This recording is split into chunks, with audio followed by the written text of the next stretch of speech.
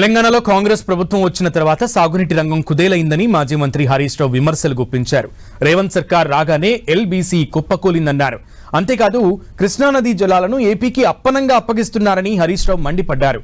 కృష్ణా జలాలను AP తరలించుకుపోతుంటే CM Revanth Reddy కళ్లు అప్పగించి చూస్తున్నారని మండిపడ్డారు. దీనిపై ప్రభుత్వం సమాధానం చెప్పాలన్న హరీష్ కామెంట్లపై స్పందించిన మంత్రి శ్రీధర్ బాబు తప్పకుండా శాసనసభలో ప్రత్యేకంగా చర్చను పెడదామన్నారు.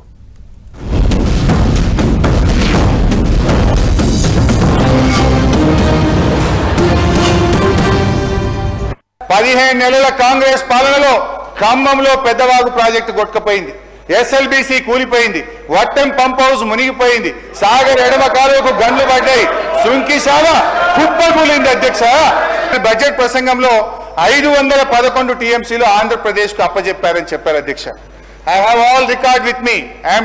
నేను మీరు అధికారంలోకి వచ్చినాక పోయిన సంవత్సరం మీరు చేసిన అగ్రిమెంట్ కాపీ కూడా నా చేతుల్లో ఉంది. అధ్యక్ష, 511 టీఎంసీలు ఈ 299 ఎక్కడి నుంచి వచ్చింది అధ్యక్ష? ఆనాడు ఉమ్మడి ఆంధ్రప్రదేశ్లో వీళ్ళే ఆ రోజు మంత్రులుగా ఉన్నారు. మీ నిర్వాహకం ఇది ఏ రకంగా వచ్చిందో ఈ అగ్రిమెంట్ లోనే చాలా స్పష్టంగా ఉంది అధ్యక్ష. దీనికి శాశ్వత పరిష్కారం అధ్యక్ష మనకు సెక్షన్ 3 నిజంగా కృష్ణా నదీ జలాల్లో తెలంగాణ న్యాయమైన హక్కును సాధించడానికి దోహదపడుతుంది. కృష్ణా జలాలకు సంబంధించి డెఫినెట్లీ మేము కూడా డిస్కస్ చేస్తాం అధ్యక్ష. సమయం ఇవ్వండి.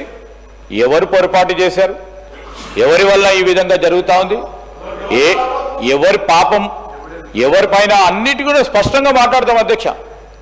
నీళ్లు పాలుగా డెఫినెట్లీ మన ప్రజలకు తెలియాల్సిన అవసరం ఉంది.